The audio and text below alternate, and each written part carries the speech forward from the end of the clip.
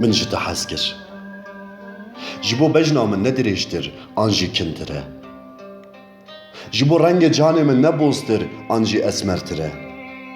Ji bo çavê min ne mezintir an jî bêvina min ne biçûktir e. Min bi xwe û Xwedê re şer kir, min Xwedê bêminnet kir. Min ji te hez kir, ez bûm yekî kafir. Min ji te hez kir, mirina ku gav û saet di bîra min de bû û hundirê min bi qeramişkên xwe kort dikir, ji bîr kir. Min dilê xwe li mirinê rehet kir, min çi xweş kir. Min ji te hez kir, ez bûm yekî nemir. Min ji te hez kir. Fîlmê nû yê Tarantino kîjan bû? Messi çend gol avêtibû? Barcelona dîsa şampiyon bû? Îsal baran baş bariya bû, ne bariya bû? Dibê li zadan xistibû, giş heş kiribû. Min ji te hez kir, êdî min hew tiştek merak kir. Min ji te hez kir, çima hinekan ji bo malê dinê xwe li ber hinekan xwîz dikir.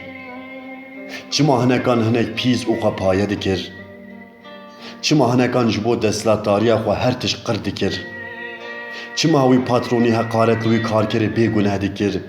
Jinika li ser bîlboardê reklama çi dikir, çi hewce dikir. Mêrikê li ser televizyonê qala çi dikir. Ez di ku dema bûm, min çi xwendin dikir.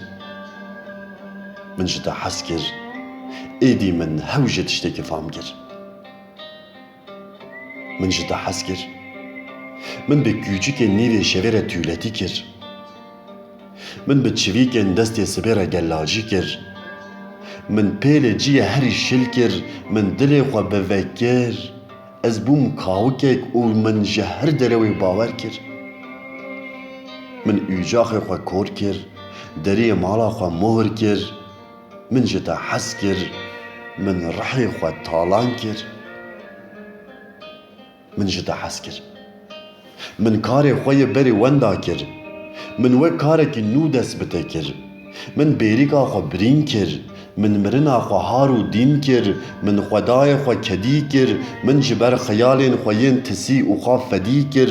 Min xwe ji jiyanê bi şîr vekir. Min ji te hez kir, min xelal emrê xwe rakir. Min ji te hez kir, min ji te hez kir, çîrokan bê xwetirxwestin ji cîrantiya min bar kir. Min li hemberî bedewiya baranan serî rakir. Min ji bo ku destên te neqefilîne bayê kur bertîl kir. Min kenekî nû ji xwe re kirê kir. Min xwe di nav xelkê de navno kir. Min li benda te xwe spî kir. Şîva xwe sar kir. Xwîna xwe zilindar kir. Min ji acizî çîrçîrî kir. Xwe bi tenêtiyeke pir bi talûke hûrhûrî kir. Min ji te hez kir, min mala xwe xera kir.